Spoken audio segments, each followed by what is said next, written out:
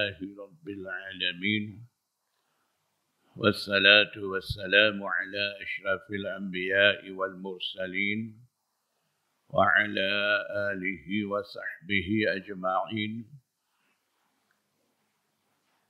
الحمد لله. Marilah kita bersyukur kehadrat Allah Subhanahu wa taala kerana dengan limpah kurnia Allah Subhanahu wa taala kita dapat sambung pengajian kitab Sunan Tirmizi pada malam ni. Insya-Allah kita akan teruskan bab ma jaa fil istitari indal hajah. Bab berkenaan dengan menutupi ketika qada hajat tu.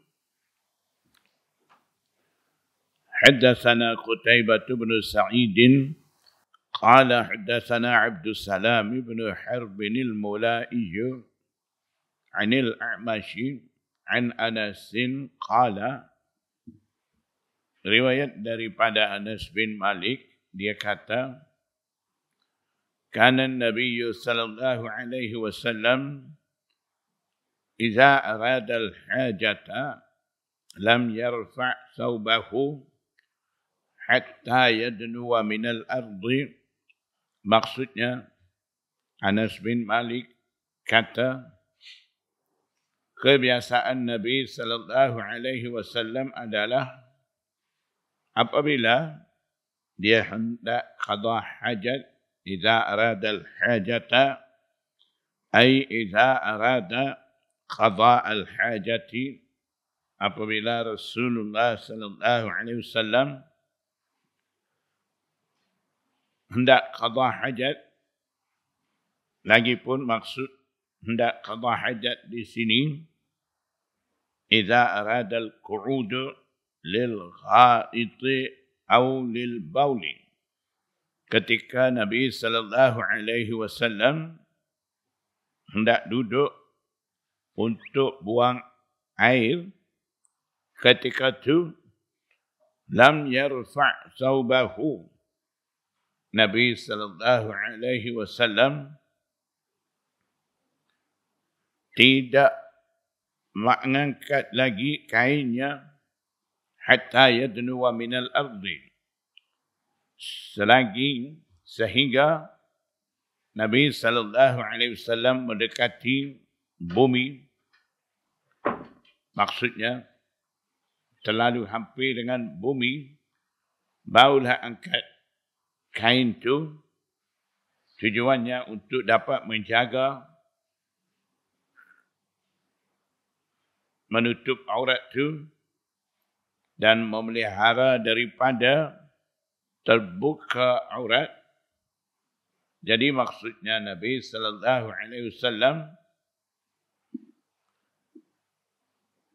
membuka tepat perlu saja. Jadi Nabi sallallahu alaihi wasallam setiap masa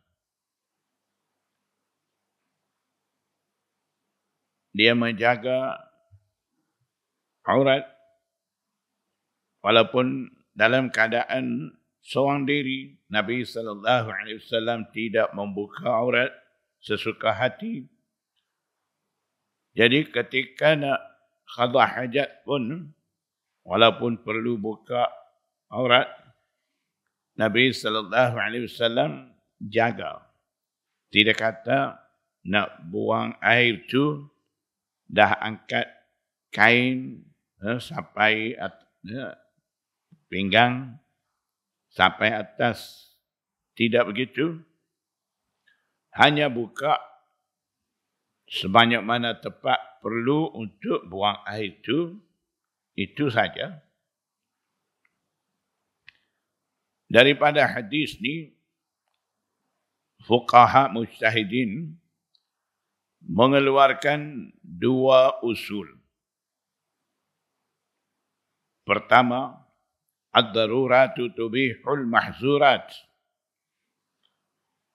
keperluan mengharuskan perkara yang dilarang, membuka aurat, itu satu perkara dilarang dalam agama Islam. Tetapi apabila ada keperluan untuk buka aurat ketika mana nak qada hajat tu, ketika tu keperluan tadi mengharuskan perkara yang dilarang itu satu kaedah fuqaha mujtahidin keluarkan daripada hadis ni. Dan kaedah yang kedua, usul yang kedua fuqaha mujtahidin keluarkan daripada hadis ni ialah ad-daruriyyu yutaqaddaru biqadri darurati. Keperluan itu hanya menentukan sekadar perlu sahaja. Maksudnya, apabila keperluan itu mengharuskan perkara yang dilarang, maknanya perkara yang dilarang ketika perlu harus lakukan, walaupun begitu, hanya boleh lakukan setakat perlu sahaja. Ketika itu, ambil kesempatan mengambil peluang lebih, itu tidak dibenarkan. Dan idza zalatid daruratu zala hukmuha. Apabila hilang darurah keperluan itu, hukum berkenaan dengan keharusan boleh buat perkara yang dilarang itu juga dah hilang. Wa baqiyal asl, kekal hukum asal. Maknanya tidak dibenarkan melakukan perkara yang dilarang itu. Tidak kata sekali dah ada peluang boleh melakukan perkara yang dilarang tu seumur hidup boleh buat. Perkara yang dilarang tu tidak begitu. Maknanya ketika menghadapi keperluan, ketika itu saja amalan yang dilarang itu harus lakukan. Jadi dua kaedah ni, ulama muhaddisin, fuqaha mujtahidin keluarkan daripada hadis ni. Dan daripada sini juga kita dapati kaedah-kaedah yang ada dalam ilmu usul hadis dan juga dalam ilmu usul fiqh. Kesemuanya ulama muhaddisin dan juga fuqaha mujtahidin, mereka mengambil daripada Al-Quran dan Al-Hadis. Bukan kata mereka suka-suka adakan kaedah-kaedah tu. Mereka sendiri kaedah-kaedah tu dengan kehendak mereka sendiri, tidak begitu. Semua kaedah ada asas diambil daripada Al-Quran dan Al-Hadis. Seperti mana contoh, fuqaha mujtahidin dah ambil dua kaedah daripada hadis yang kita dah baca ni.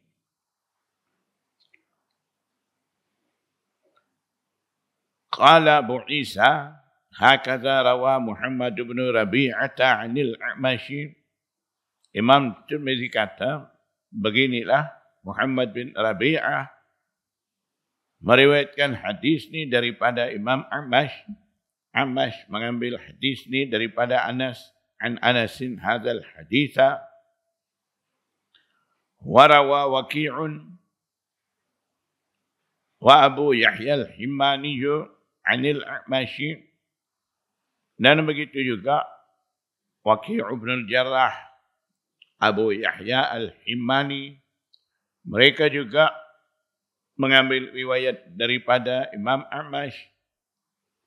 Qala, Imam A'mash kata, qala Ibn Umar, Abdullah bin Umar kata, kana an-nabiy sallallahu alaihi wasallam idza arada al-hajata lam yarfa' thawbahu hatta yadnuwa min al-ardi. Maksudnya Nabi sallallahu alaihi wasallam apabila hendak qada hajat, ketika duduk nak buang air tu, Nabi sallallahu alaihi wasallam angkat kain ketika mana dah terlalu dekat dengan bumi. Wakil al-hadis ini, kedua-dua hadis dianggap mursal. Mursal maksudnya dalam sanad tu menggugurkan sahabat. Wa yuqalu, dan dikatakan lam yasma'il a'masyu min Anasin. Imam A'mash ni dia tidak dengar hadis daripada Anas bin Malik wala min ahadin min ashabin Nabi sallallahu alaihi wasallam, dan juga Imam A'mash ni tidak dengar hadis daripada seorang pun dari kalangan sahabat Nabi sallallahu alaihi wasallam. Wa qad nazara ila Anas bin Malik, hanya Imam A'mash ni dapat melihat, dapat memandang kepada Anas bin Malik. Qala, ketika tu Imam A'mash kata berkenaan dengan dia melihat Anas bin Malik tu, katanya Imam A'mash, ra'aituhu ay ra'aitu Anasan yusalli, aku melihat dia, melihat Anas bin Malik, beliau sedang sembahyang.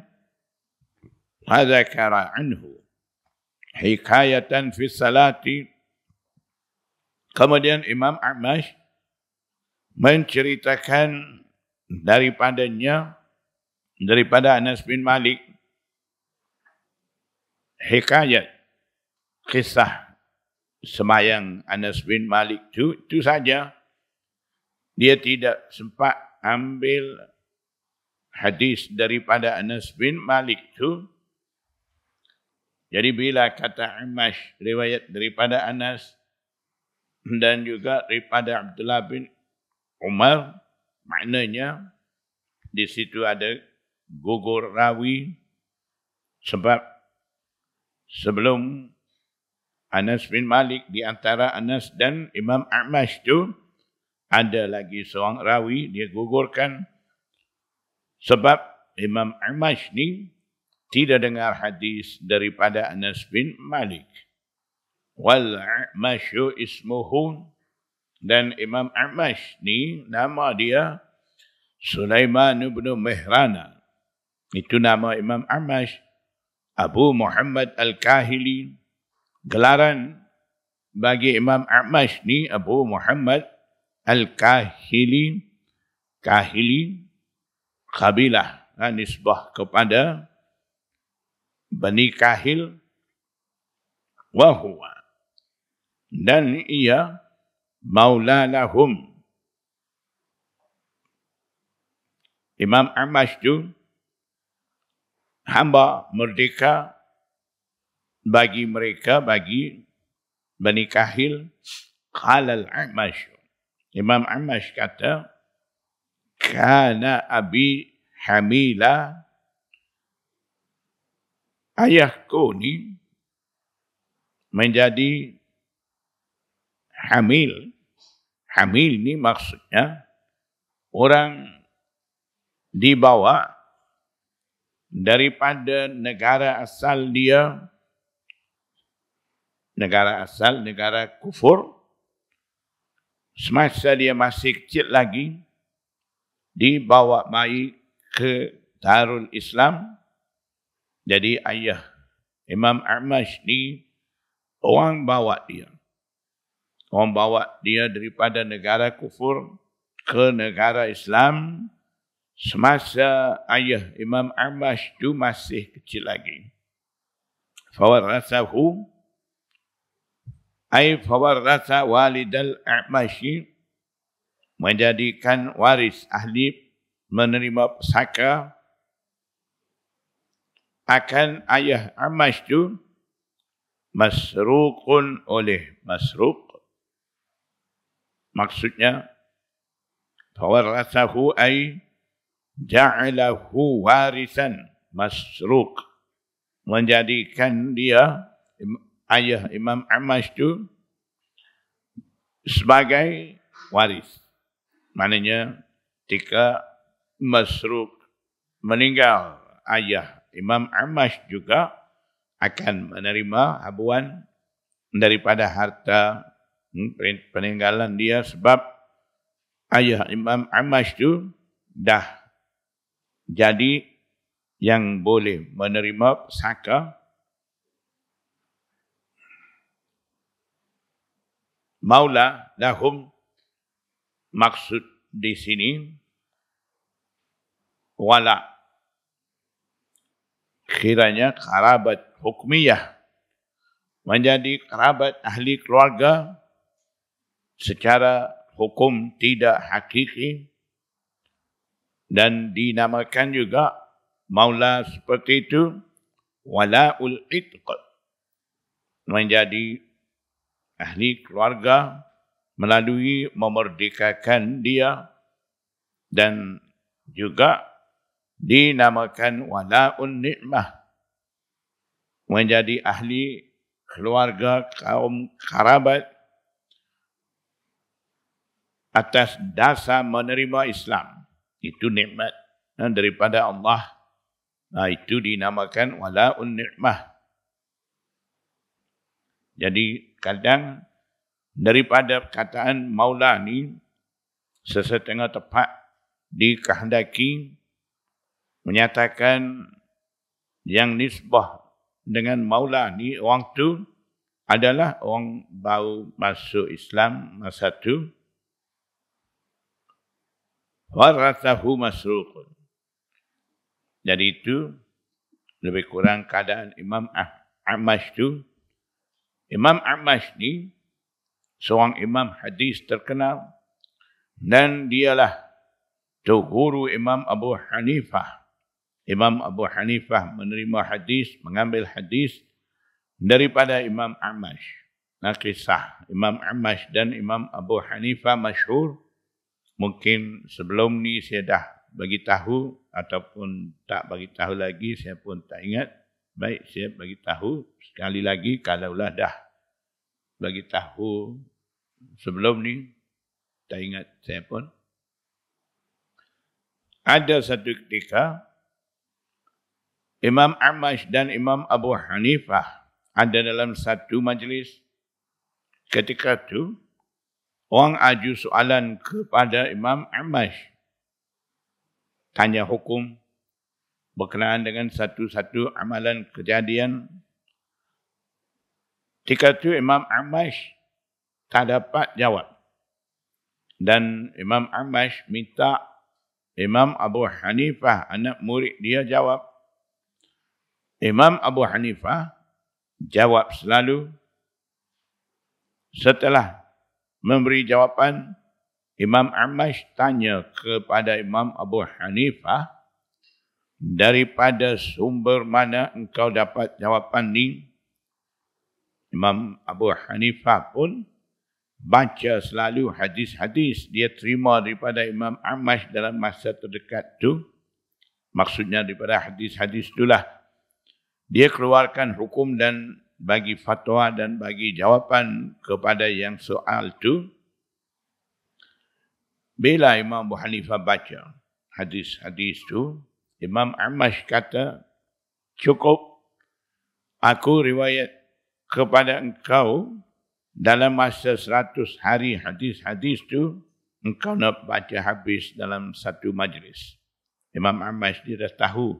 Bila Imam Abu Hanifah mula baca hadis tu, dia pun dah ingat. Hadis-hadis ni dia yang sampaikan kepada Imam Abu Hanifah. Sebab tu, dia kata begitu cukup. Jadi, Imam A'mash walaupun dia tutur guru Imam Abu Hanifah, dialah yang sampaikan hadis kepada Imam Abu Hanifah. Walaupun begitu, walaupun dia tu muhaddis, hafizul hadis, tapi Allah tidak bagi kebolehan ijtihad kepada Imam Amash tu, dan Imam Abu Hanifah pula ada kepandaian memahami tafsir Al-Quran dan syarahan-syarahan hadis tu, sampailah dia boleh ijtihad, boleh keluarkan hukum daripada Al-Quran dan Al-Hadis, dah jadi mujtahid. Jadi sebab tu dia cepat boleh jawab dan boleh keluarkan hukum daripada hadis-hadis tu. Itu perbezaan di antara muhaddis dan mujtahid. Muhaddis seperti Imam Amash, seperti Hafiz Ibn Hajar, seperti Imam Jalaluddin Suyuti, imam-imam hadis, hafizul hadis, mereka ni muhaddisin, hafal hadis, kenal hadis, darajat hadis mereka tahu, dan mereka mampu riwayat balik banyak hadis yang dah mereka hafal tu. Tapi muhaddisin tidak mempunyai kebolehan nak keluarkan hukum ahkam daripada hadis-hadis tu dan daripada ayat-ayat Quran tu. Yang boleh keluarkan hukum tu imam-imam mujtahidin seperti imam Pak Mazhab dan imam-imam yang standing kebolehan ilmu dengan mereka. Jadi setiap mujtahid mesti muhaddis. Dia dah faham Quran dan hadis, sebab tu dia boleh jadi mujtahid. Dan di sebaliknya, setiap muhaddis tidak akan jadi mujtahid. Dia hanya pandai hadis, pandai Quran, walaupun jadi mufassir, walaupun jadi muhaddis, walaupun jadi yang mahir fiqah sekalipun, dia tidak akan jadi mujtahid seperti Imam Mazhab tu. Yang menjadi mujtahid ni, dia dah sampai ke peringkat boleh ijtihad. Ada kebolehan ijtihad pada seseorang, itulah dinamakan mujtahid. Jadi kebolehan ijtihad ni satu pemberian anugerah daripada Allah Subhanahu wa taala. Bukan kita boleh usaha dengan cara kita belajar dah sampai peringkat mujtahid. Tidak akan sampai. Dah sampai peringkat muhaddis pun susah. Kita nak sampai peringkat muhaddis yang bawah sekali, itu pun susah. Kita nak sampai yang lebih tinggi daripada golongan muhaddisin seperti imam-imam mazhab tu. Kita nak sampai peringkat mereka ni lagi jauh. Dan ilmu mereka begitu tinggi. Allah anugerah kepada mereka kebolehan ijtihad. Mereka keluarkan hukum ahkam daripada ayat dan hadis. Tinggal keputusan-keputusan mereka untuk umat Islam mudah beramal dengan Quran dan Sunnah. Jadi ijtihad daripada mereka dinamakan fiqh. Fiqh Syafi'i, fiqh Abi Hanifah dan lain-lain begitu. Baik, babu ma jaa fi karahiyatil istinja'i bil yamin. Bab ini berkenaan dengan makruh, ketidaksukaan, ketidakgalakan, tidak galak istinja, basuh cuci setelah siap buang air itu dengan menggunakan tangan kanan. Itu tidak digalakkan dalam agama Islam. Basuh cuci ketika selesai itu istinja dengan tangan kiri. Tangan kanan ni tangan mulia. Tidak sepatutnya guna ketika nak bersihkan najasah tu dengan tangan kanan. Haddatsana Muhammad bin Abi Umar al-Makki qala haddatsana Sufyan bin Uyainah an Ma'mar an Yahya bin Abi Katsir an Abdullah bin Abi Qatadah an abihi. Riwayat daripada Abu Qatadah wa anna an-nabiy sallallahu alaihi wasallam sesungguhnya Nabi sallallahu alaihi wasallam larang ayyamassar rajulu dzakarahu bi yaminihi, larang daripada seseorang menyentuh kemaluannya dengan tangan kanannya.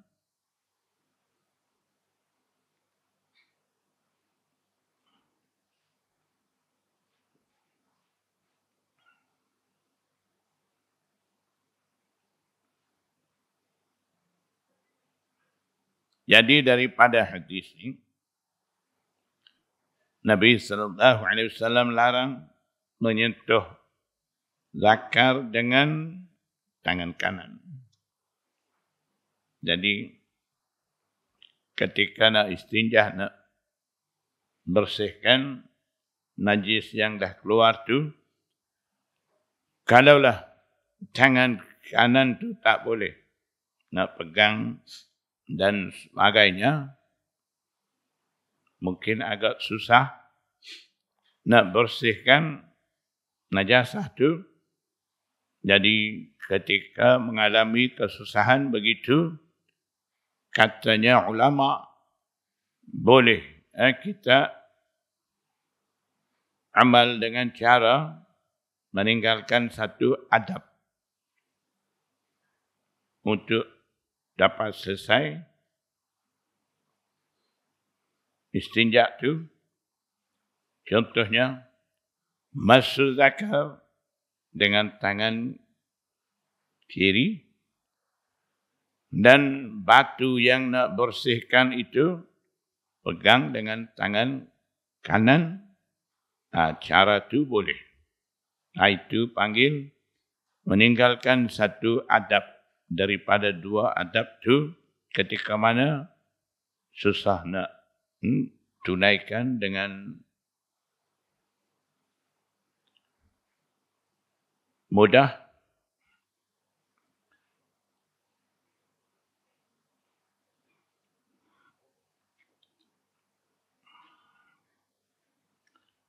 Jadi larang menggunakan tangan kanan daripada menyentuh zakar.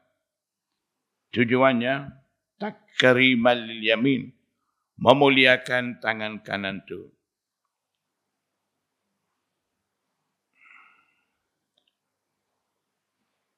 Jadi hukum dalam hadis ni adalah hukum mutlak. Tidak ada kaitan dengan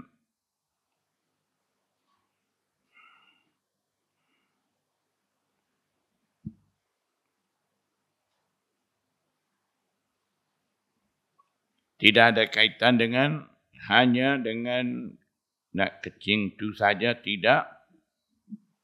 Maksudnya hukumnya di sini mutlak. Dan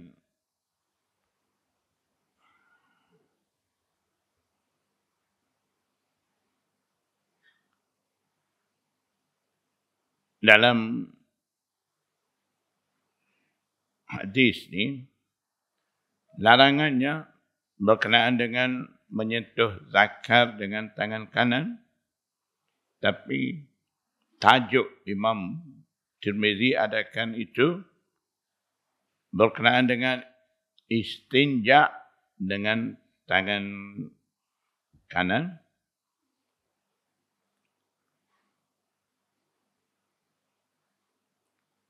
Jadi agak nampaknya agak tidak sesuai terjematul bab dan hadis bab tu. Jadi muhaddisin kata dalam Sahih Bukhari ada satu hadis, idza bala ahadukum fala ya'khuzanna zakarahu bi yaminihi apabila salah seorang daripada kamu ketika kencing tu jangan memegang zakar kemaluannya dengan tangan kanannya.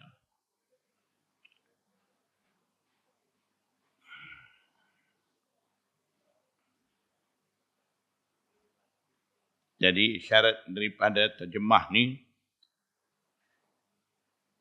larangan itu adalah mutlak daripada masuk zakar bil yamin.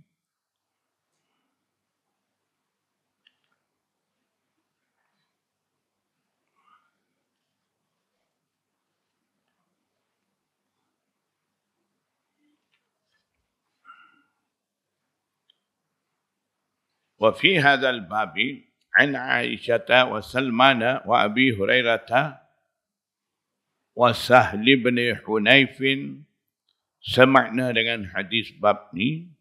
Masih ada lagi riwayat datang daripada Aisyah radhiyallahu anha, Salman Farsi, Abu Hurairah, Sahal bin Hunayf.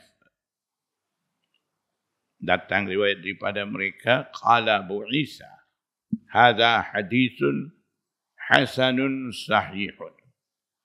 Ini adalah sebuah hadis,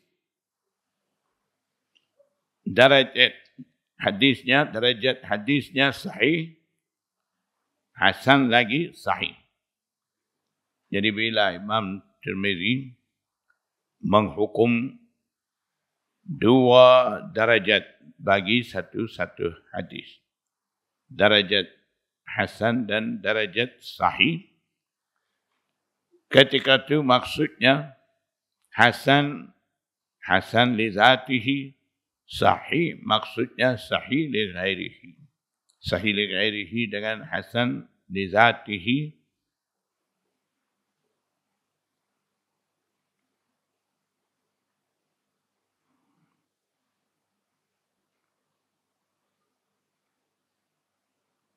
Imam Tirmizi satu hadis dia hukum dengan 2 darajat, 2 nama berasingan, hasan, sahih.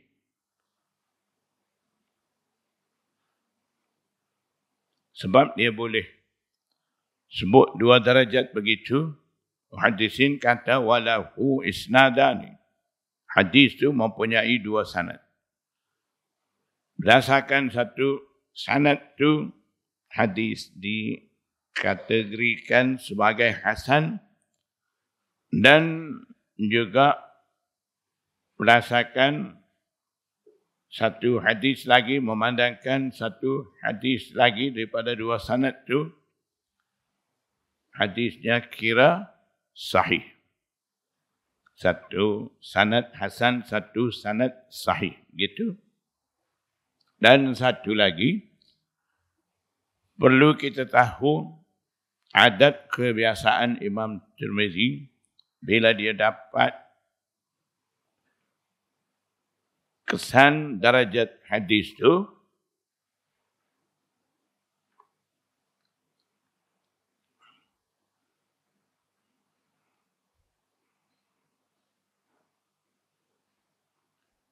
darajat mana kiranya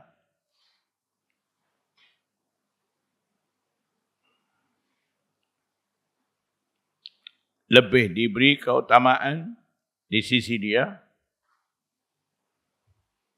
ketika itu Imam Tirmizi dia akan letak darajat hadis kiranya di sisi dia, darajat itulah diberi keutamaan, jadi darajat itu akan sebut dulu.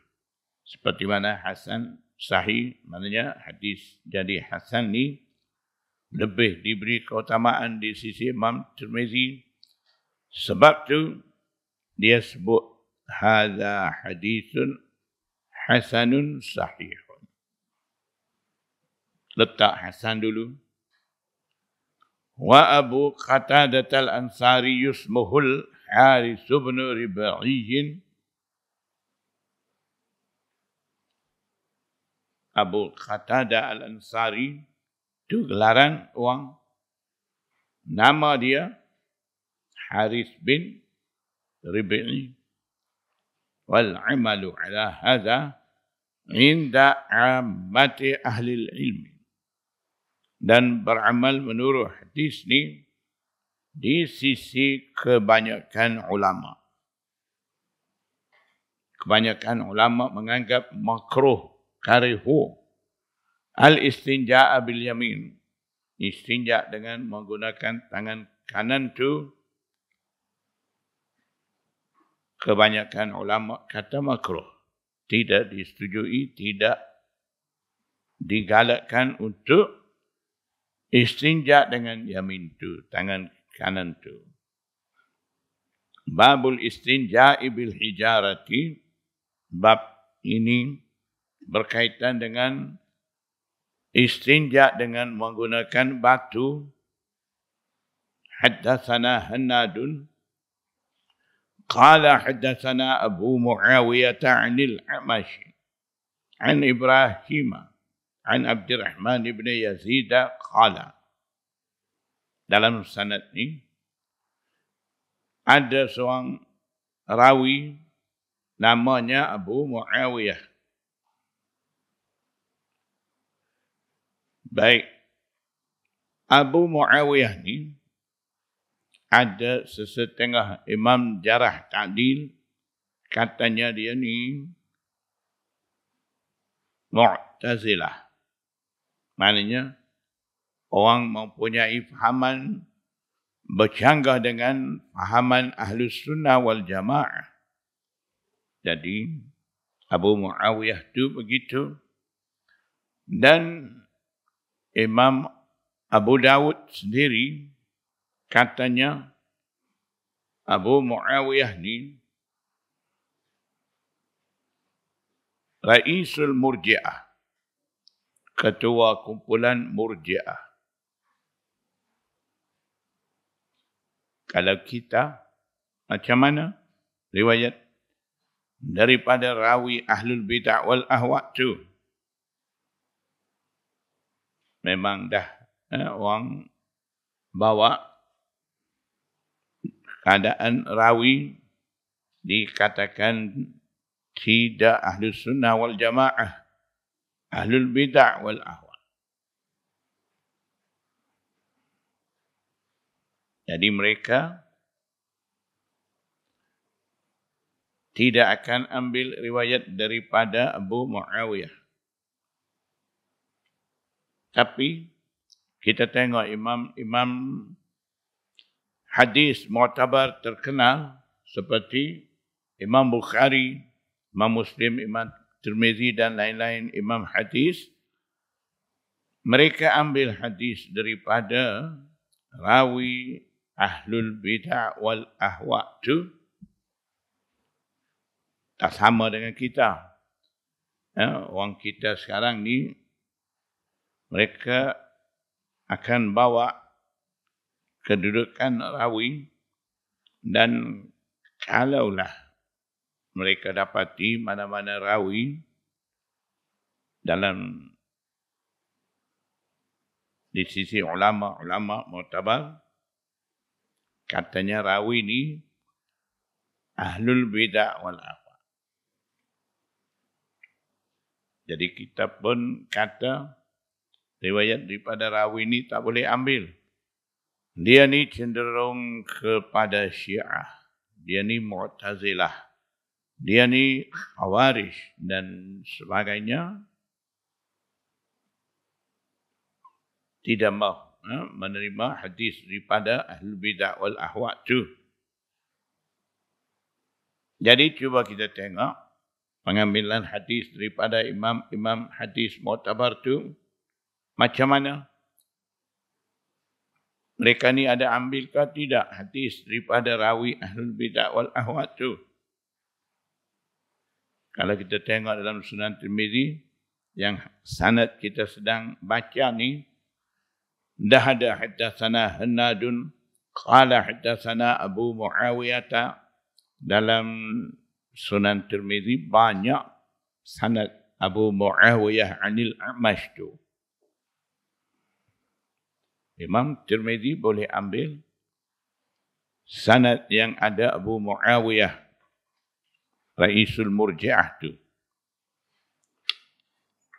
Cuba kita tengok Imam Bukhari pula ada ambil ke tidak riwayat daripada Abu Muawiyah yang dikatakan dia ni cenderung kepada Syiah.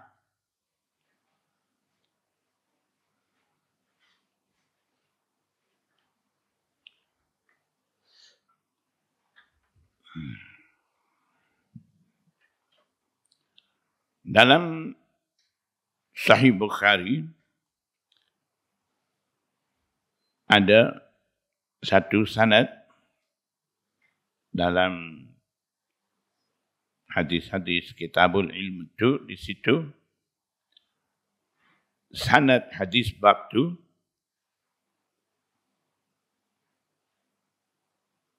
datang riwayat daripada Abu Muawiyah.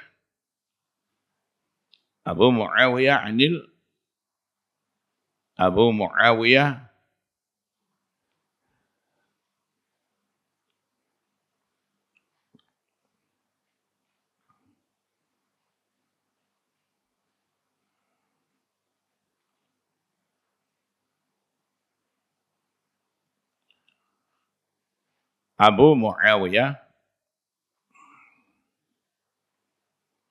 an Abdullah bin Zubair.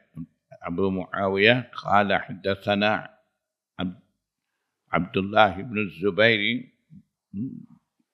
Jadi maksudnya Imam Bukhari boleh terima sanad dan hadis datang riwayat dengan sanad tu dalam sanadnya ada rawi ahlul bidah wal ahwa. Imam Bukhari pun ambil, Imam Tirmizi sama, Imam Muslim pun begitu juga.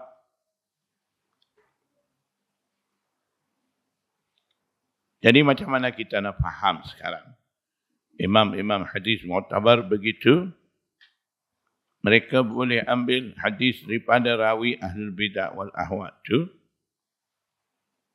Jadi di sini perlu kita faham kaedah penerimaan hadis daripada a'immah hadis mu'tabar tu atas dasar mana, atas kaedah mana mereka imam-imam hadis boleh menerima hadis datang daripada rawi ahlul bidah wal ahwa.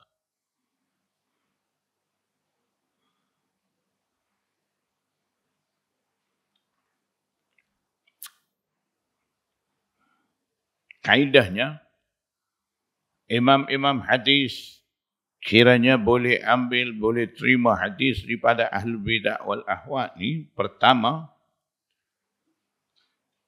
rawi ahlul bidah wal ahwa punya akidah tu, kepercayaan dia, rawi akidah rawi ahlul bidah wal ahwa tadi tidak mempunyai akidah kufur, akidah yang boleh membawa kepada kekufuran.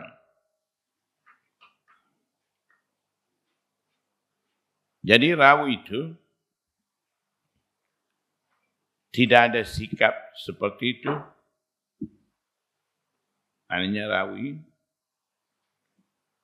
tidak ada kepahaman yang boleh membawa kepada syirik, tidak ada. Hanya akidah rawi itu tidak sampai peringkat kufur syirik. Itu pertama. Yang kedua, imam-imam hadisin gariskan lagi untuk terima hadis daripada rawi ahlul bidah wal ahwa itu. Syarat yang keduanya, rawi itu mesti siqah. Ahlul bidah wal ahwa pun kena siqah juga. nak menerima hadis ni, yang penting sekali adalah menjadi siqah. Jadi rawi Ahlul Bidah wal Ahwa itu siqah, akidah, tidak sampai peringkat kufur, syirik. Dan yang ketiga, rawi Ahlul Bidah wal Ahwa, ketika dia riwayat tu, maksud daripada hadis yang dia bawa ni tidak nampak unsur-unsur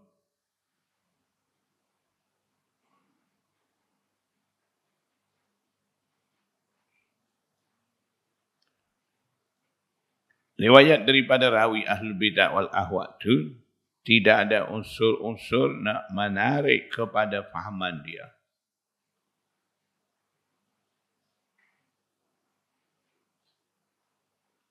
Kalaulah dah cukup 2-3 syarat begitu, imam-imam muhaddisin suka-suka dengan senang menerima hadis daripada rawi-rawi itu. Jadi ramai rawi dari kalangan Ahlul Bidah wal Ahwa, Imam Bukhari, Imam Muslim, Imam Tirmidzi dan lain-lain imam mereka menerima, dan ramai daripada rawi daripada Ahlul Bidah wal Ahwa ni menjadi tok guru bagi Imam Bukhari, Imam Muslim dan Imam Tirmidzi dan lain-lain a'immah. Jadi perkara-perkara seperti itu perlu kita teliti dan perlu kita jaga. Jangan-jangan Imam Bukhari, Imam Muslim boleh terima rawi itu, boleh terima hadis daripada rawi itu, kita pula cari pasal dengan rawi itu dan mau singkir imam yang riwayat hadis itu.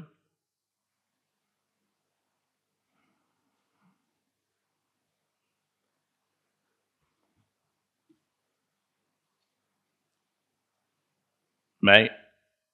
Haddatsana Hannadun qala haddatsana Abu Muawiyah anil A'mashi an Ibrahim an Abdurrahman ibn Yazid qala qila li Salman, dikatakan orang, maknanya ada orang tanya, aju soalan kepada Salman Al-Farisi.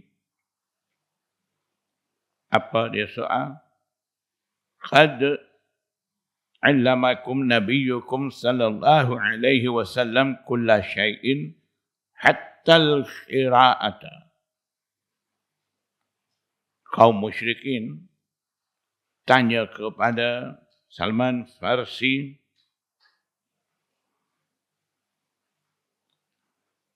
katanya mereka, Nabi kamu sungguh pun mengajar kepada kamu setiap sesuatu sehingga khara'ah, berak, maknanya jika nak buang air besar, macam mana adab nak akad kain, macam mana adab masuk tandas, keluar tandas, apa doa nak baca, semua Nabi sallallahu alaihi wasallam ajar.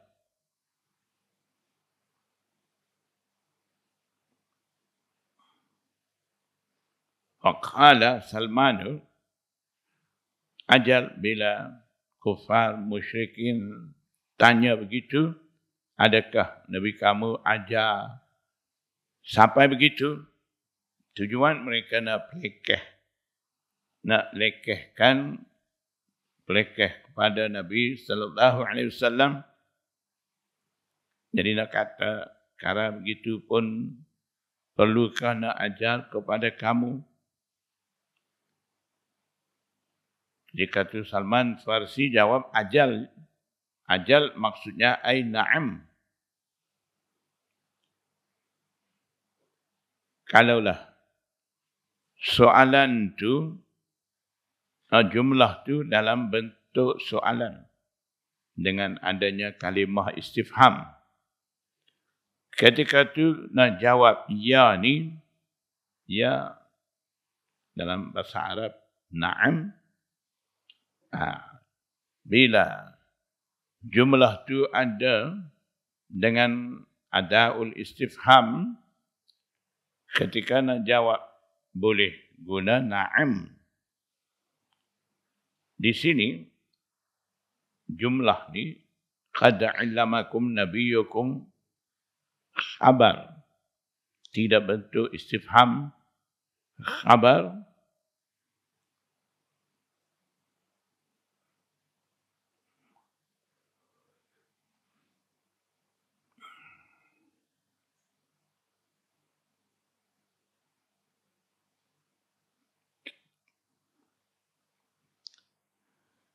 Jumlah tu bentuk khabar, tidak jumlah istifham. Tapi walaupun guna bentuk khabar, di situ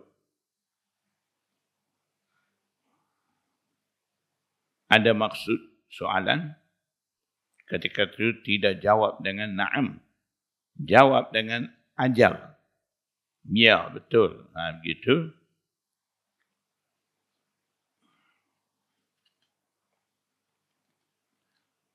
Jadi jawab daripada istifham boleh sebut na'am. Kalau jawab daripada jumlah khabar dengan membawa maksud istifham tu, dikana jawab tu kena jawab kalimah ajal. Tidak akan jawab na'am tu. Nahana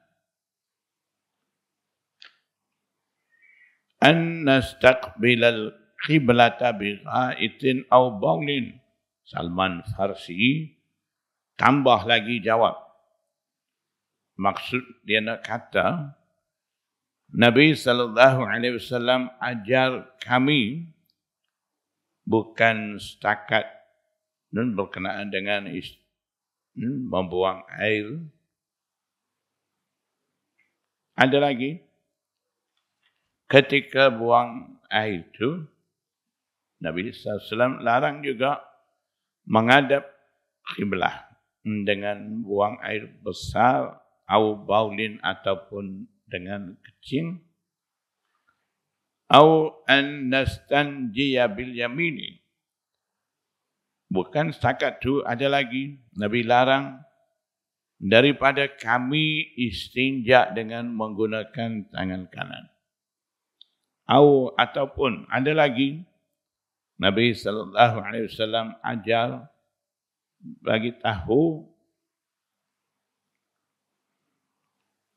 hukum ahkam ni, sambungannya an ayyastanjiya. Salah seorang daripada kami istinja, maknanya perlu istinja aqallum min salasati ahjarin. Aqallu min salasati ahjarin, kurang daripada 3 batu. Nabi SAW larang juga kami istinja dengan menggunakan kurang daripada 3 batu. Maknanya istinja bil ahjar. Istinja dengan menggunakan batu, itu pun kena ambil sekurang-kurangnya 3. Kiranya tak cukup, boleh lagi ambil 2. Jadi berapa? Asal 3 tambah 2, jadi 5. Maknanya kena tambah angka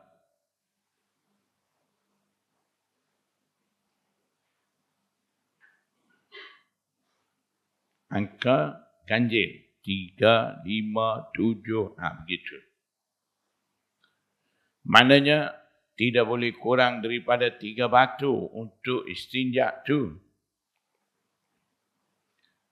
Jadi daripada potongan hadis inilah yastanjiya. Naha Rasulullah sallallahu alaihi wasallam ay yastanjiya ahaduna. Begitu.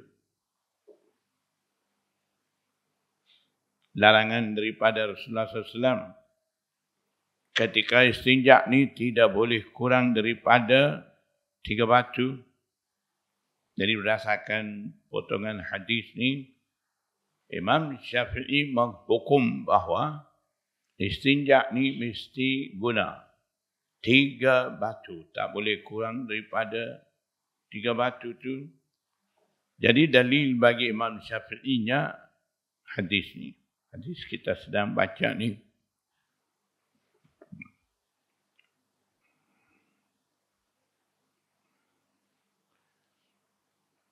Di sisi Imam Syafi'i wajib mengambil 3 batu untuk istinja.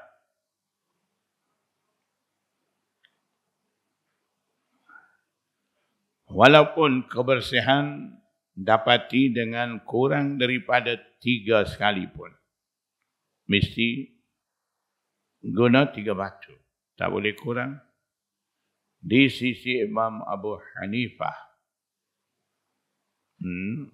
kebersihan itulah dituntut, bukan bilangan. Asalkan dapat bersih dengan 2 batu ataupun dah 3 batu dah rasa tak bersih lagi, jadi boleh lagi tambah.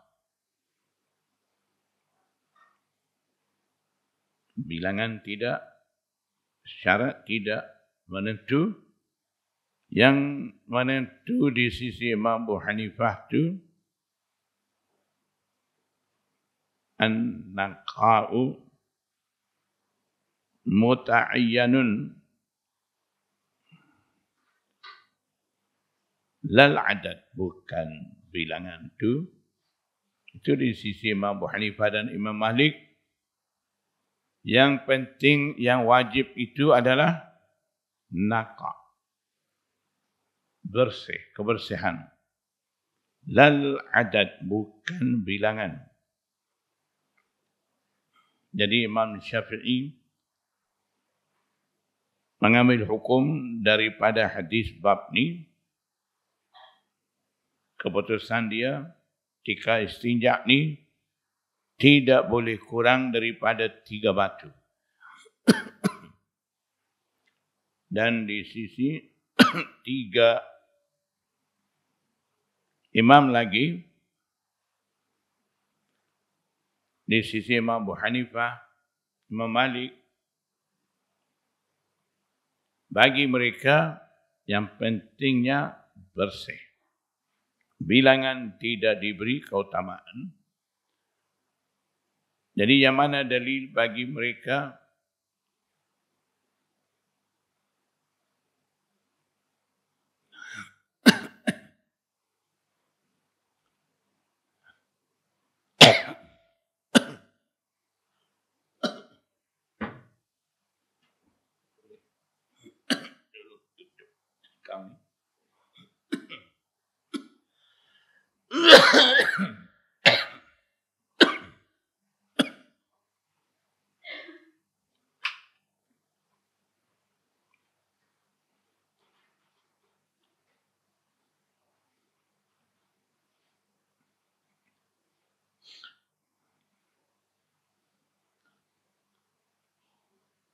Jadi Imam Abu Hanifah juga ada dalil berkenaan dengan tidak perlu bilangan batu asalkan bersih. Kalau dapat bersih dengan kurang daripada 3 batu pun di sisi Imam Abu Hanifah harus. Dalil mana Imam Abu Hanifah tu? Ada hadis daripada Rasulullah SAW, man istajmara falyutir, man fa'ala faqad ahsana, wa man la fala haraj. Sesiapa memakai batu maka hendaklah dia guna witr, bilangan ganjil 3, 5, 7. Sesiapa lakukan, maka dia telah buat kebaikan.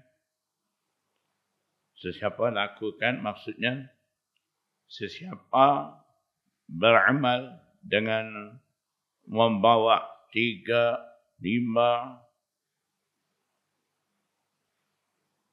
angka ganjil tu, ketika nak pakai batu basuh cuci dengan batu ketika tu, kalaulah orang tu lakukan dengan cara membawa batu-batu tu ganjil bilangan 3, 5 begitu, itu ahsan.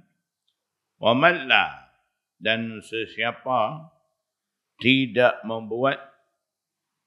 tidak membawa angka ganjil pun fala haraja, tidak mengapa.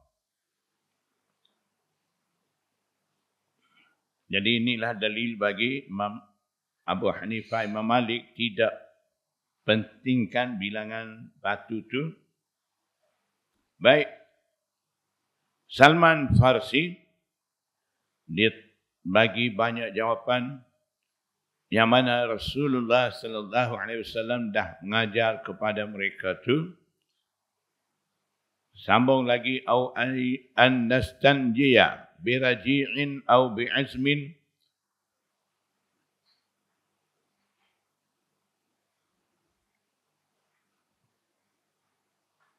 dan juga Nabi sallallahu alaihi wasallam larang daripada kami istinja dengan menggunakan raji' tahi binatang raji', ataupun bi'azmin istinja menggunakan tulang binatang. Dua ni dilarang. Jadi banyak jawapan Salman Farsi bagi kepada siapa ada cerik bunyi apa?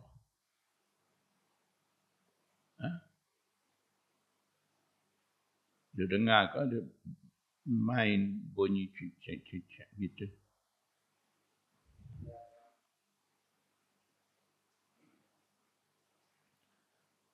Jadi larangan banyak daripada Nabi sallallahu alaihi wasallam. Salman Farsi bagi tahu kepada musyrikin yang tujuannya mereka nak ejek dengan Rasulullah SAW tu, akhirnya istinja dengan raji' tahi binatang ataupun dengan tulang.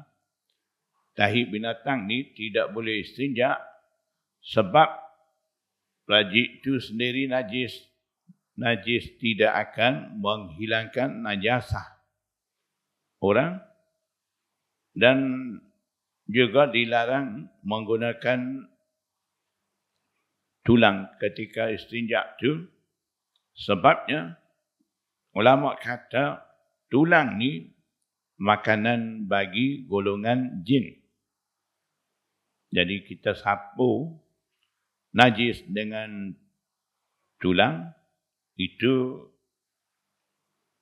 cara kita ni mengganggu kepada makanan golongan jin tu. Makan macam mana? Itu Allah alam, kita tidak tahu. Tapi Nabi sallallahu alaihi wasallam sendiri ada bagi tahu itu adalah makanan bagi saudara kamu.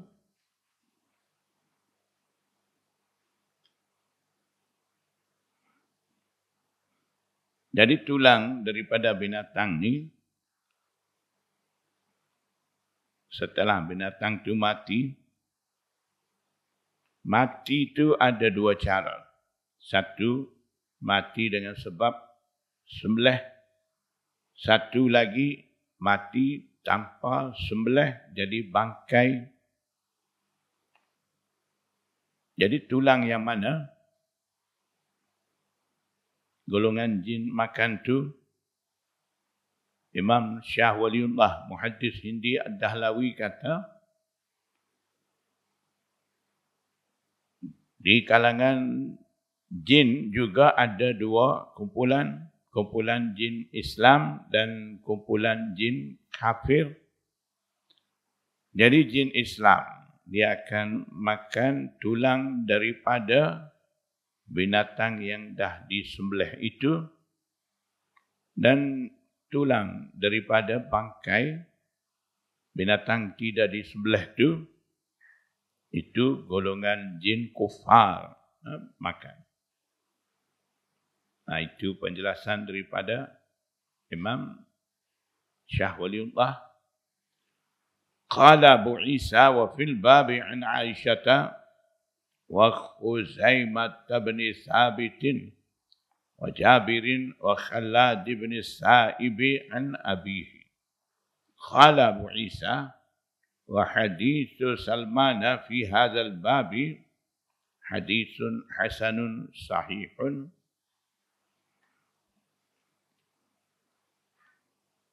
wa huwa qawlu aktsari ahli ilmi, dan ia adalah istinja dengan 3 batu, tak boleh kurang daripada 3 batu dan lain-lain itu semua adalah pendapat daripada kebanyakan ulama dari kalangan sahabat Nabi dan juga tabi'i. Ra'au, mereka melihat, mereka memandang annal istinja'a bil hijarati yujzi'u, istinja dengan menggunakan batu itu memadai, wa illam yastanji bil ma'i, walaupun tidak istinja dengan menggunakan air, dengan batu saja pun boleh, tapi syaratnya idza anqa atharal ghaiti wal bauli, apabila bersihkan, dapat bersihkan kesan daripada air besar dan air kecil. Jadi syaratnya bersih.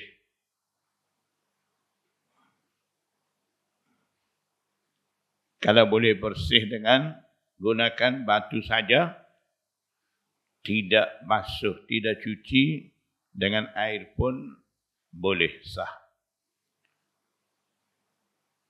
Wa bihi yaqulu Thawri wa Ibn al-Mubarak wa Syafi'i wa Ahmad wa Ishaq. Jadi imam-imam yang sebut nama ni, mereka pun kata begitu, sepahaman dengan maksud hadis tadi. Babu ma ja'a fil istinja'i bil hajaraini. Bab ini datang berkenaan dengan istinja dengan 2 batu. Sebelum ni dalam hadis tu dah ada istinja, dilarang istinja dengan menggunakan batu kurang daripada 3 batu. Maknanya 2 batu, nah istinja tidak boleh. Dalam bab ni pula kita akan jumpa hadis yang menyatakan Nabi SAW istinja dengan 2 batu. Yang hadis tadi larang, tak boleh kurang daripada 3. Dalam bab ni pula Nabi SAW istinja dengan menggunakan 2 batu. Jadi bercanggah 2 hadis. Inilah satu cara Imam Tirmizi. Ulama kata Imam Tirmizi dalam kitab dia akan bawa cara ni, iaitu bila ada satu hadis tu dia dah bawa dan ada hadis bercanggah dengan hadis dah dia bawa tu, dia akan ambil masuk hadis yang bercanggah tu. Kemudian akan bagi nampak penyelesaian daripada a'immah hadis mana diamal oleh imam mazhab mana,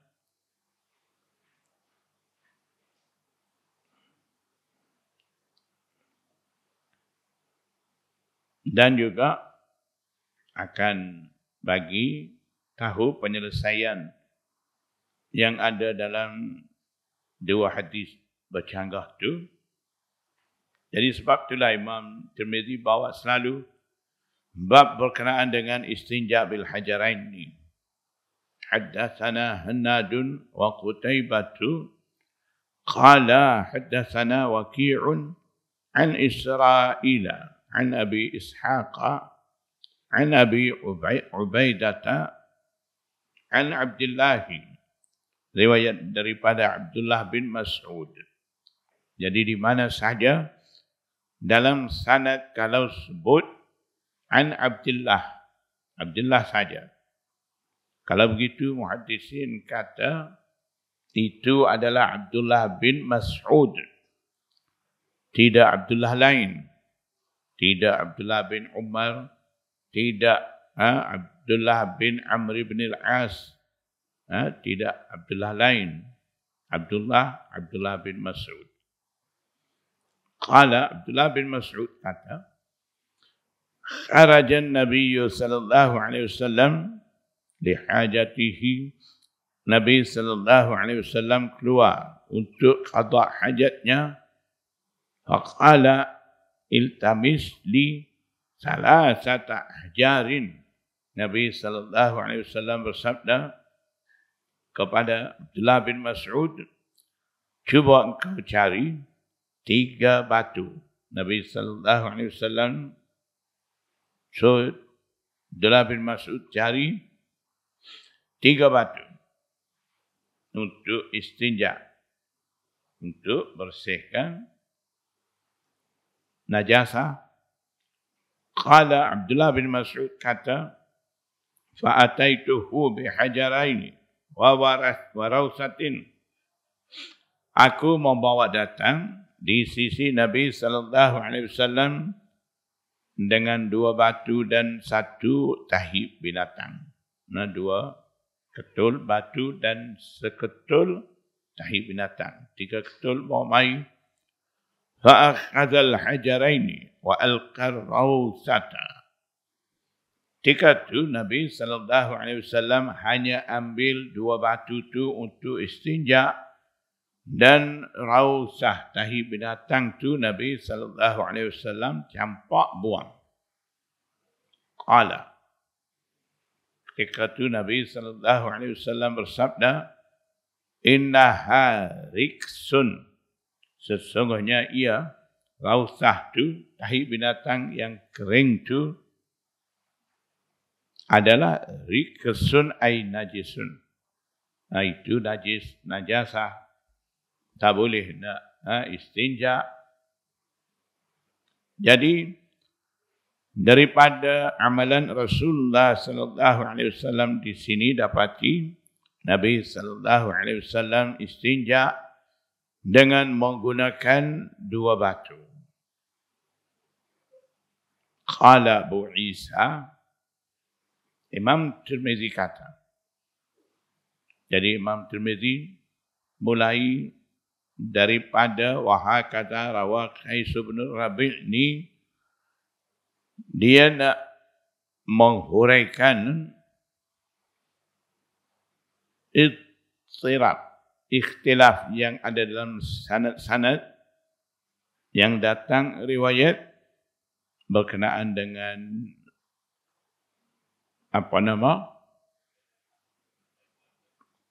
istinja dengan 2 batu itu. قال أبو عيسى وهكذا روى قيس بن الربيع هذا الحديث عن أبي إسحاق. Dan begini juga maksud sama dengan hadis tadi. Nabi SAW ambil 2 batu dan campak tahi binatang itu riwayat tu begitu oleh Qais bin Rabi. Pada hadis ni dia riwayat daripada Abi Ishaq, daripada Abi Ubaidah, daripada Abdullah nahwa hadis Israil.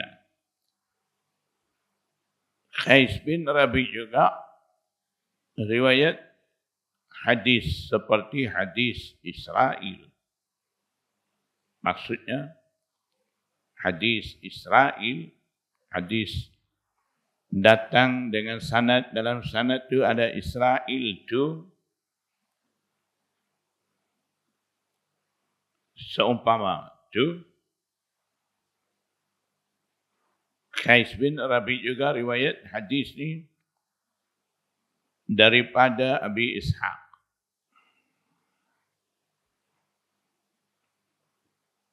Jadi Israil riwayat daripada Abi Ishaq.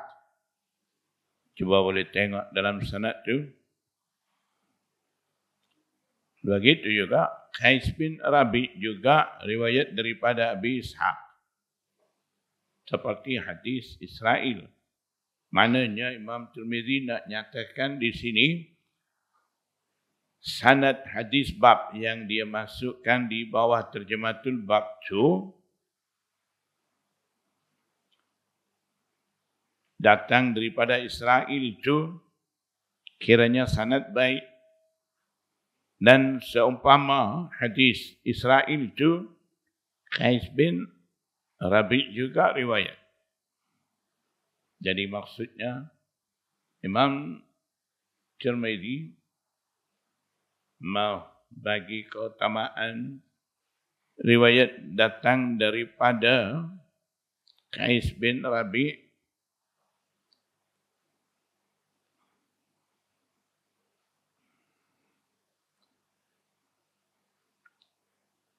Jadi maksudnya hadis Israil ni, sanad Israil an Abi Ishaq ni ada riwayat ataupun sanad akan sokong hadis tu, iaitu hadis daripada Qais bin Rabi. Warawa Ma'marun wa Ammar bin Zuraiqin an Abi Ishaq. Masih ada lagi yang menerima riwayat daripada Abi Ishaq ni, seperti mana Qais bin Rabi, Israil, ya, mereka juga riwayat daripada Abi Ishaq.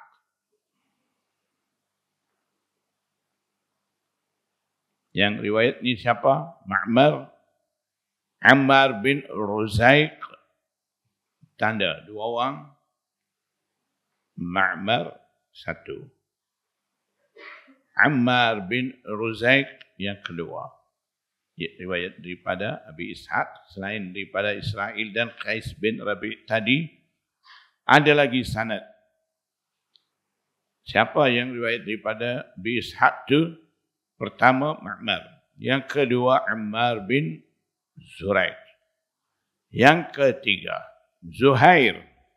Warawa Zuhairun an Abi Ishaq. Zuhair juga riwayat daripada Abi Ishaq. Sanadnya an Abdurrahman ibn al-Aswadi an Abihil Aswad ibn Baridata al-Aswad ibn Yazid an Abdullah. Jadi ini sanad Zuhair yang ketiga. Warawa Zakaria bin Abi Zaidata. Zakaria bin Abi Zaidah juga riwayat hadis ni daripada Abi Ishaq. Jadi Zakaria bin Abi Zaidah ni yang keempat.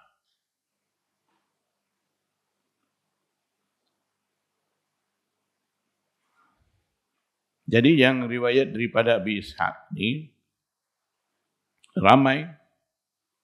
Pertama Ma'mar, yang kedua Ammar bin Ruzaiq, yang ketiga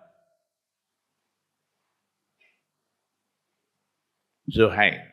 Dia riwayat daripada Abi Ishaq juga. Yang keempat Zakaria bin Abi Zaidah. Jadi pak riwayat ni ada masalah. Warawa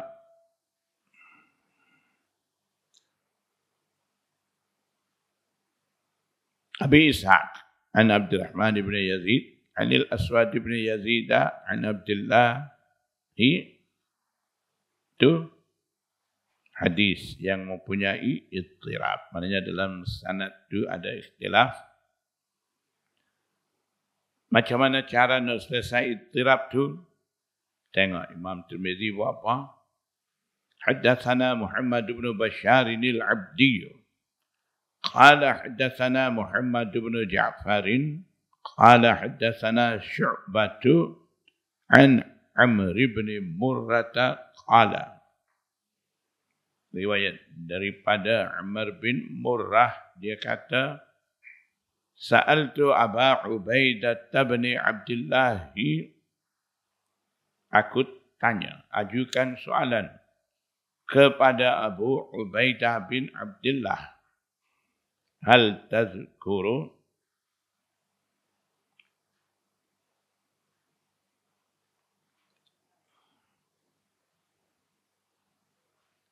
min Abdullah syai'an? Qala la.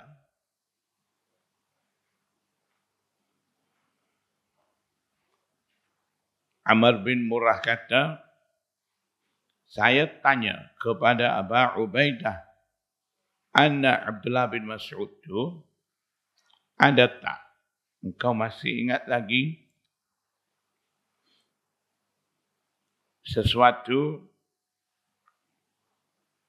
daripada Abdullah bin Mas'ud?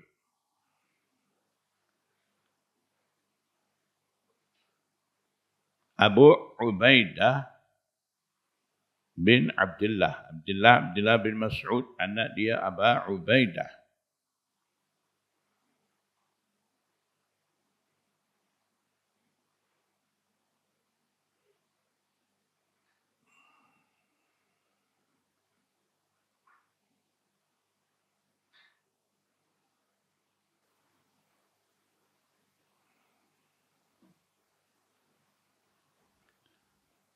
Qala Abu Isa,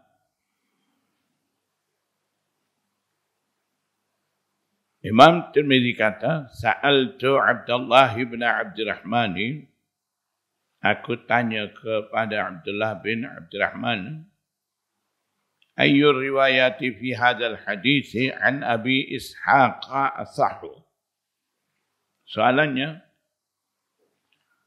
yang mana satu riwayat di antara riwayat-riwayat dalam hadis ni, hadis datang daripada Abi Ishaq ni, riwayat mana terlebih sahih, asahhu?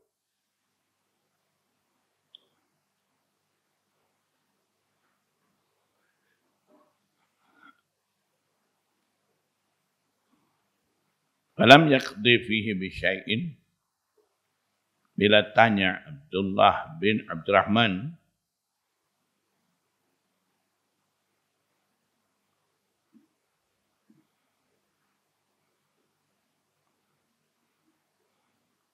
Abdullah bin Abdurrahman, Imam Sunan Darimi. Bila Imam Tirmizi itu tanya, lam yaqdi fihi bi syai'in, dia juga tidak boleh buat keputusan.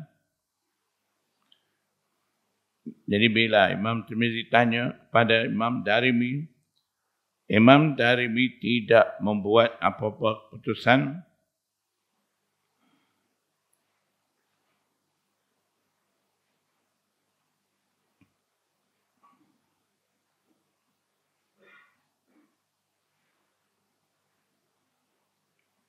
wasa'altu Muhammadan an hadha, ay an hadzal ittirabi. Jadi Imam Tirmizi, bila dia tanya Imam Darimi tak jawab, dia tak puas hati lagi. Dia tanya Imam Bukhari, Muhammad, sa'altu Muhammadan. Imam Tirmizi kata, saya aju soalan kepada Muhammad. Muhammad mana? Muhammad Rasulullah ke? Tidak. Tanya kepada Muhammad bin Ismail Al-Bukhari itu tentang hadis yang sekarang dah ada masalah ni. Alam yaqdi fihi bi syai'in. Imam Bukhari juga tidak membuat keputusan apa-apa. Wa ka'annahu ra'a hadits Zuhairin عن أبي إسحاق عن عبد الرحمن بن الأسود عن أبيه عن عبد الله أشبه maksudnya أشبه بالصحة.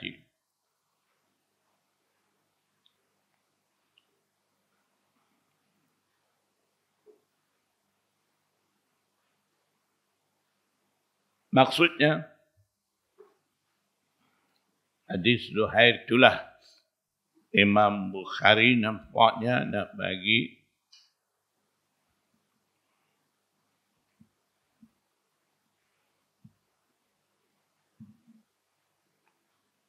bagi keutamaan dalam memilih sanad-sanad itu.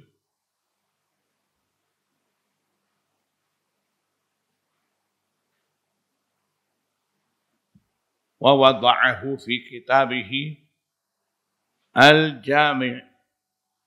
Jadi macam mana boleh kata Imam Bukhari itu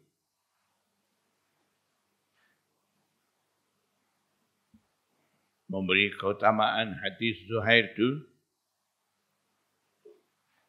Dapat tahu macam mana? Imam Bukhari sendiri letak apa yang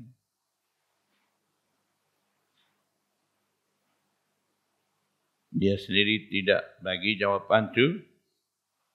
Macam mana tahu? Jawapannya dia letak sanad dan hadis datang dengan sanad tu.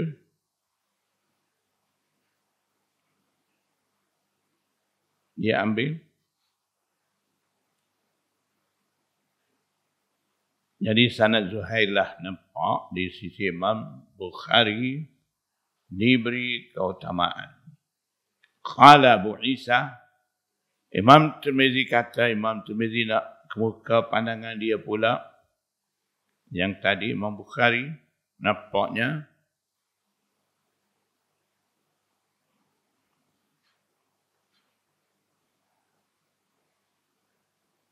Imam Tirmizi sekarang ni nampaknya dia nak kemuka pandangan dia. Sebab tu Imam Tirmizi kata ada hadis paling sahih sesuatu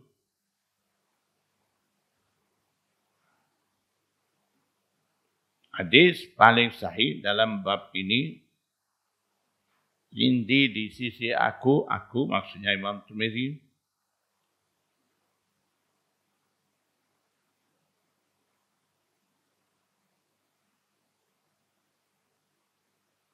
Jadi di sisi aku paling sahih ialah hadis Israel. Sebab tu Imam Tirmizi masukkan hadis Israel itu sebagai hadis bab di bawah tajuk tu. Dan satu lagi Waqaisin, Imam Tirmizi pun kira dua tu, Israel dengan Qais bin Rabi' menjadi mutaba'ah tu. Dua itulah Imam Tirmizi kata terlebih sahih. Dia dua tu juga riwayat daripada Abi Ishaq. An Abi Ubaidata an Abdillahi dengan sanad tu.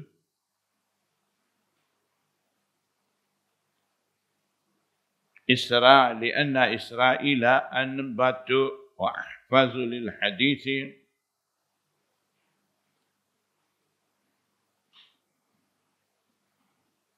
Kerana rawi Israel tu asbatu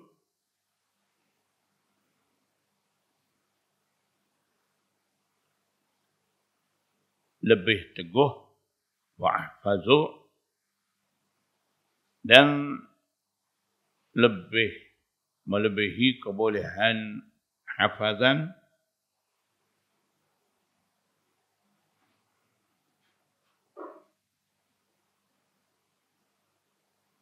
kerana Israel itu lebih teguh dan lebih mempunyai hafalan bagi hadis Abi Ishaq asbatu min haula, lebih teguh daripada mereka.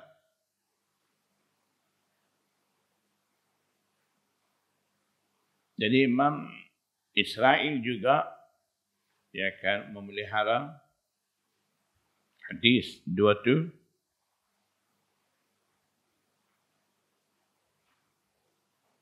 Abi Ishaq pula riwayat daripada mereka min haula itu mereka yang ada dalam 4 sanad tadi. Wadzalika tabahu ala zalika Qais bin Rabi pula atas sanad Zakaria, sanad bukan Zakaria, Israel. Jadi Qais bin Rabi jadi mutabi bagi Israel. Jadi dia dua itulah. Dia petikai dengan sanad-sanad yang 4 tu dan mereka nak sabitkan sanad hadis daripada Israel dan Qais bin Rabi itulah kiranya hadis sepatutnya diberi keutamaan itu. Qala Abu Isa, Imam Tirmizi kata wa sami'tu Abu Musa Muhammad bin al-Musanna yaqulu, sami'tu Abdurrahman bin Mahdi yaqulu, dengar Imam Abdurrahman bin Mahdi itu apa kata? Beliau bersabda, ma fatani allazi fatani min hadis Sufyan al-Thawri, tidak ketinggalan bagi aku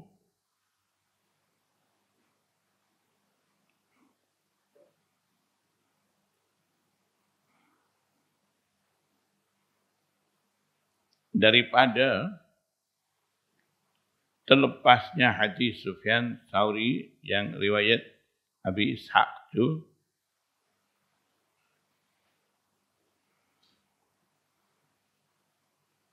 illa limat takaltu bihi ala Israel, melainkan bagi saya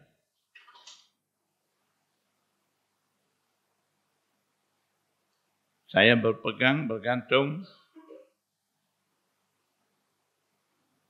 dengan hadis itu atas Israel, li'annahu kana ya'ti bihi atammu, kerana dia seolah-olah dia bawa datang itu lebih sempurna.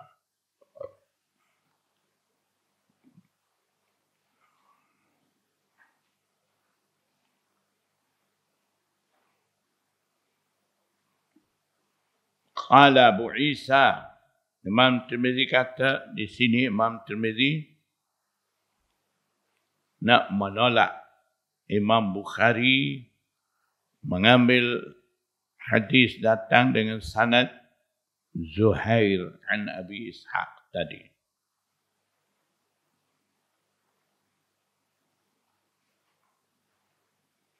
Qala Abu Isa wa Zuhairun fi Abi Ishaq laisa bidzaka. Laisa bidzaka maksudnya dah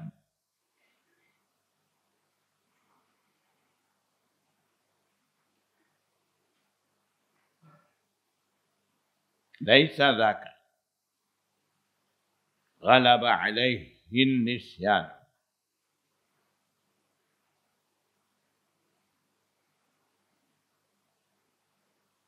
Ataupun riwayat Zuhair ni Imam Tirmizi nak nyatakan tidak kuat.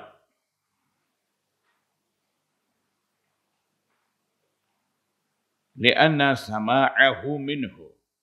Kerana dengarnya hadis daripada Abi Ishaq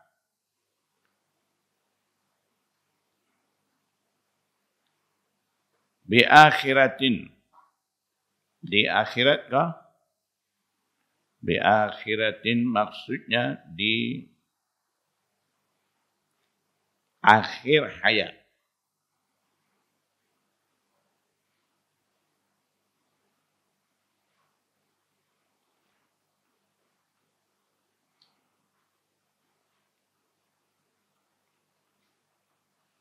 Jadi maksudnya Zuhair ni rawi tidak kuat dan juga dengarnya hadis daripada Abi Ishaq itu oleh Zuhair pada akhir umur. Jadi maksudnya Imam Tirmizi dia nak letak di atas sekali hadis datang dengan sanad Israel dan Qais bin Rabi' itu. Nah, itulah pandangan daripada imam-imam agak memeningkan kita. Peningkah?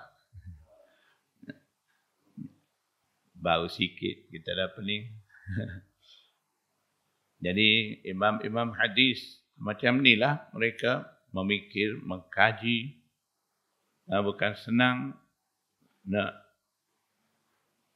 dapatkan satu-satu hadis untuk beramal ni, begitulah mereka kaji.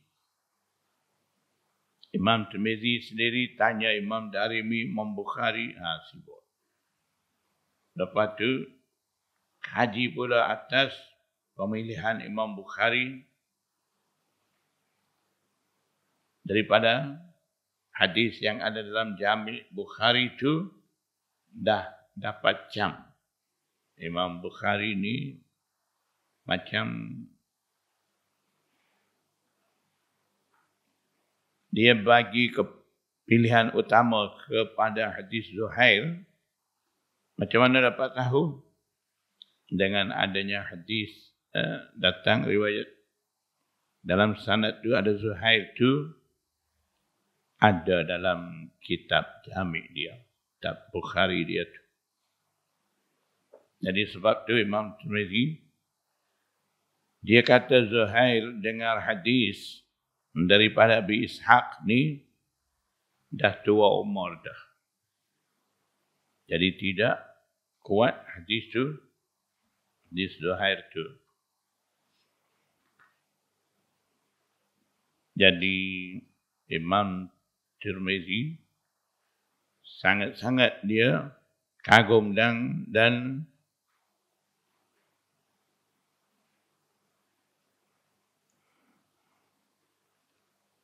memberi keutamaan dengan Israel, sebabnya Israel lebih teguh dan lebih hafaz hadis daripada Abi Ishaq itu berbanding dengan Zuhair, Ma'mar dan Pak Wang tadi. Jadi banding dengan Israel, Israel lah lebih teguh, lebih hafal hadis daripada Abi Ishaq itu.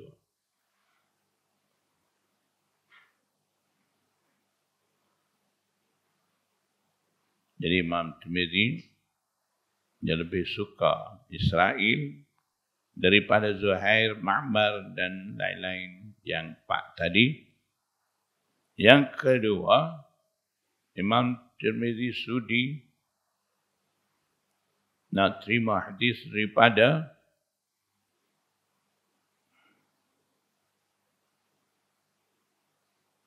Rasul, daripada Abdullah bin Mas'ud. Yang kedua, Qais bin Rabi' ni riwayat dia menjadi penyokong bagi riwayat Israel itu.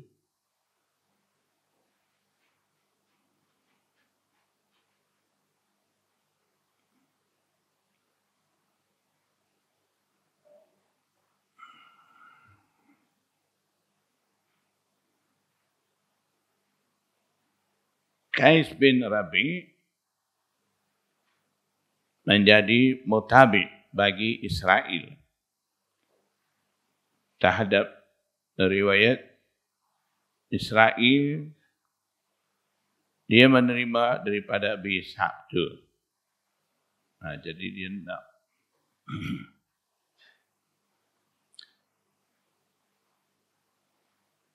yang ketiga, sama dengar hadis daripada Israel yang dia terima daripada Abi Ishaq tu bukan pada akhir umur. Maksudnya tidak ada keadaan nyanyi dan sebagainya, tidak ada lagi.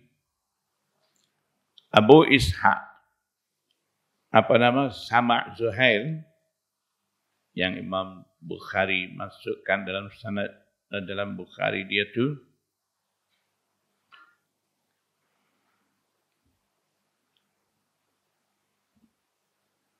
itu pada akhir umur bagi rawi itu. Jadi maknanya ada 2-3 perkara Imam Tirmizi membuat pilihan dan keputusan. Qala wa sami'tu ahda Ahmad bin al-Hasan at-Tirmizi yaqul. Aku dengar Ahmad bin Hasan Tirmizi kata, sami'tu Ahmad bin Hanbal yaqul.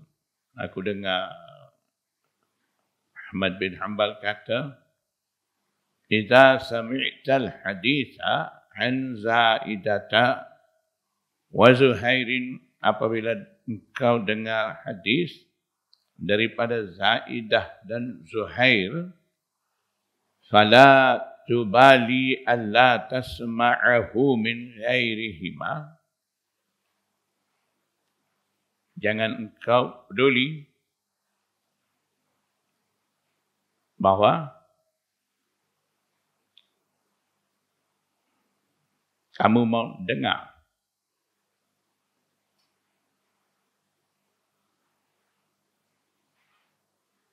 bila engkau dengar hadis daripada Zaidah dan Zuhair. Maknanya hadis itu Zaidah riwayat, Zuhair riwayat.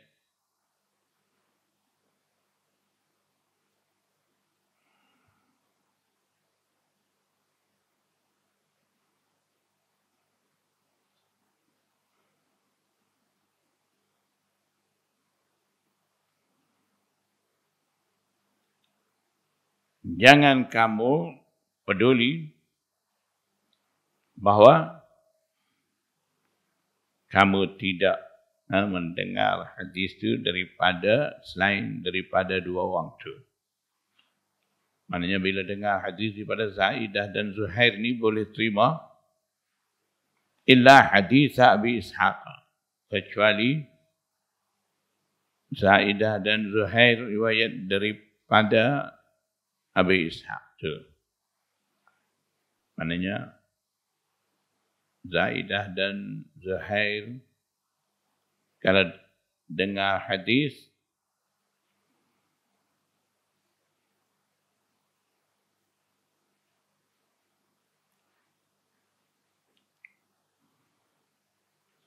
bila dengar hadis daripada dua orang tu, situ tak perlu orang tu mau dengar lagi hadis tu daripada orang selain daripada dua tu, maknanya tak perlu periksa apa-apa, boleh terima, kecuali illa hadis Abi Ishaq. Kalau hadis tu sanad tu dah nisbah kepada Abi Ishaq tu, di situ perlu buat kajian betul-betul.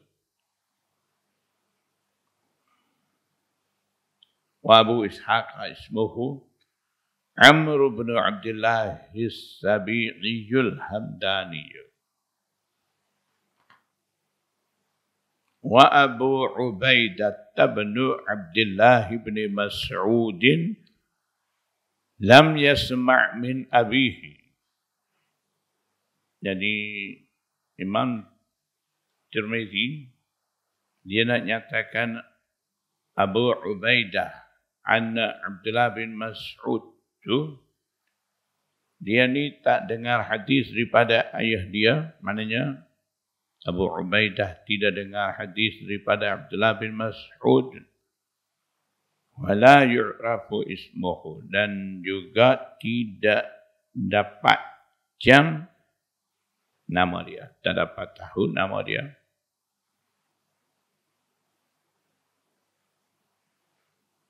Jadi daripada kenyataan Imam Tirmizi ini dapati sanad di mana dalam sanad itu ada an Abi Ubaidah an Abdullah tu. Hanya bila kata Abu Ubaidah riwayat daripada Abdullah tu, maknanya Abu Ubaidah ni tak dengar pun hadis daripada Abdullah bin Mas'ud.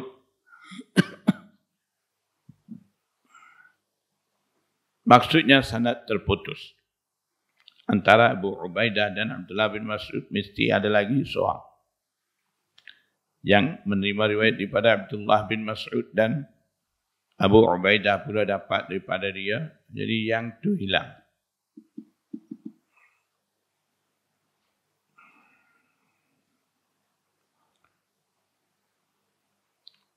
Jadi Imam Tirmizi tadi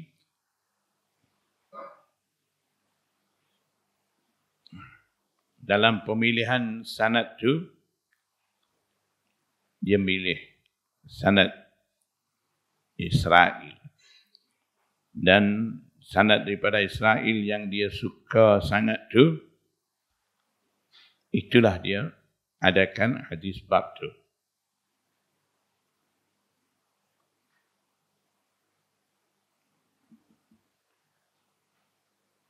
Walaupun begitu, Imam Tirmizi bagi tahu sekarang ni hadis bab tu juga sanad terputus.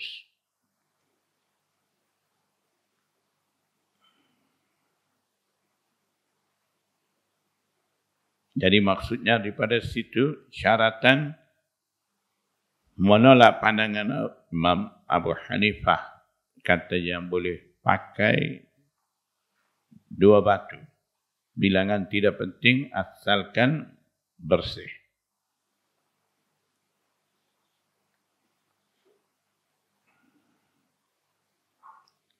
Cuba kita dengar pula jawapan daripada ulama Ahnaf, ulama Hanafi. Katanya mereka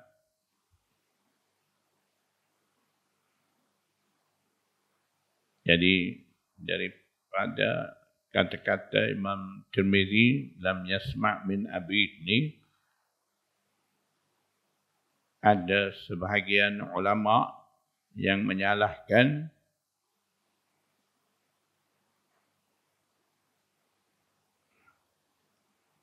keputusan Imam Abu Hanifah itu. Jadi mereka i'tiraf, membuat bantahan dengan menyatakan sanad maqtu' terputus itu.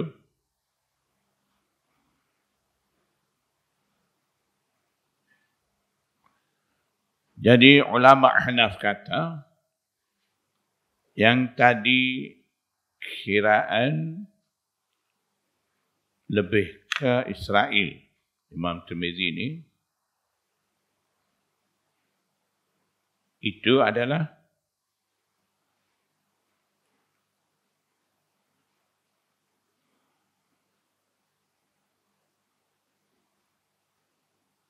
pandangan daripada muhaddisin. Jadi ulama Ahnaf kata, cuba tengok pandangan muhakkikin. Muhakkik ni pengkaji halus. Jadi di sisi muhakkikin tu, hadis Zuhair tu tarik, Zuhair tu rajih.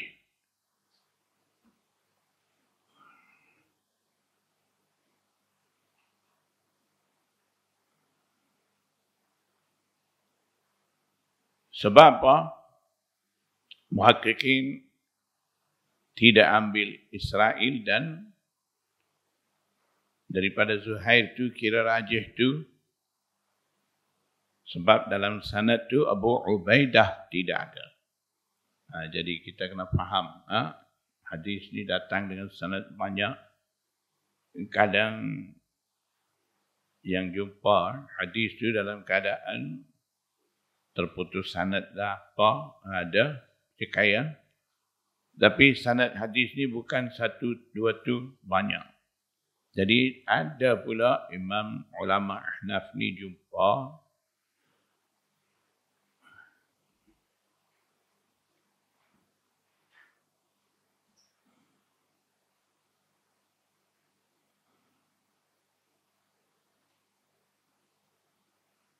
satu sanad jumpa satu sanad di mana dalam sanad tu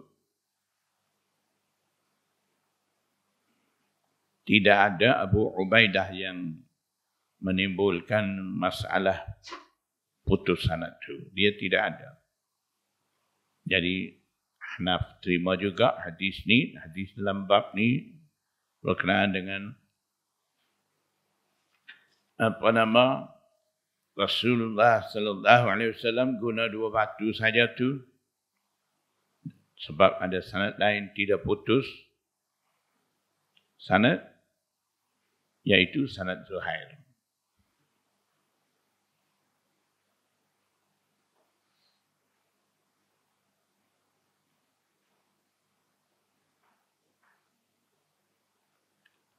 Dan satu lagi penjelasan daripada muhaddisin berkenaan dengan Abu Ubaidah anak Abdullah bin Mas'ud tu, katanya ulama, ketika Abdullah bin Mas'ud meninggal dunia, umur Abu Ubaidah tu masih dalam 7. Umur dia 7 tahun. Jadi itu masih kanak lagi. Riwayat daripada dia tu tak boleh terima.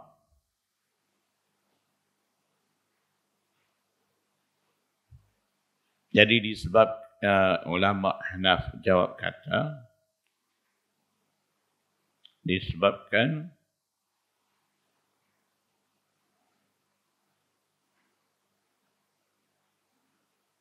rawi muda. Disebabkan rawi itu muda, umur dia masih lingkungan kanak lagi, boleh tak menerima riwayat daripada kanak? Dia dengar hadis daripada Rasulullah itu umur dia lebih kurang 7 tahun, bila balik dia riwayat. Boleh terima ke tidak?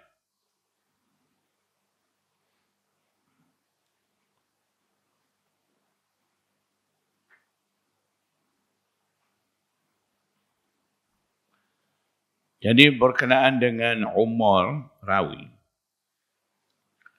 Imam Bukhari juga ada sentuh bab tu. Mata yasihu sama'is sabi, bila sah dengar hadis daripada kanak tu dan di bawah Tarjumatul Bab tu Imam Bukhari masukkan satu hadis. Dalam hadis tu nyatakan ada satu orang bawa Mahmud bin Rabi' di sisi Rasulullah sallallahu alaihi wasallam. Mahmud bin Rabi' budak tadi baru umur dia 5 tahun. Bila masuk di sisi Rasulullah sallallahu Rasulullah sallallahu alaihi wasallam ambil air koma mulut. Kemudian air ada lagi dalam mulut tu, Rasulullah sallallahu cuah. Keluarkan air tu cuah atas kepala Mahmud bin Rabi' tu. Masa tu umur Mahmud tu berapa? 5 tahun. Kemudian dia bila dewasa, dia riwayat balik hadis tu. A'immah terima. Imam-imam terima. Jadi isyarat daripada Imam Bukhari dalam bab tu dengan hadis tu menyatakan budak umur 5 tahun tu dah ada kebolehan menerima hadis tu dan boleh riwayat hadis tu. Kalau begitu Abu Ubaidah dengan Abdullah bin Mas'ud tu masalahnya ketika tu Abu Ubaidah ni dah umurnya 7 tahun dah. Kalau yang 5 tahun punya riwayat tu boleh terima, lebih-lebih lagi 7 tahun tu boleh terima. Jadi begitulah keputusan dibuat daripada imam-imam. Jadi daripada dalil-dalil imam-imam tu kita dapati pengambilan dan penerimaan hadis oleh imam-imam mujtahidin tu memang ada kebijaksanaan memilih sanad tu. Jadi walaupun satu pihak kata hadis ni terputus sanad, tali amal, jadi pihak yang amal ni mereka ada jawapan pula.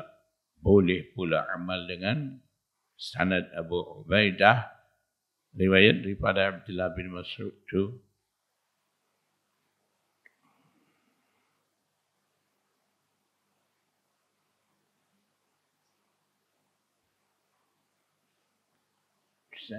InsyaAllah. Sekarang ni dulu lah. Saya mengantuk. Takut salah cakap. InsyaAllah kita sambung. Ingat ni bab nak sambung tu, bab maja'a fi karahiyati ma yustanja bihi di situ.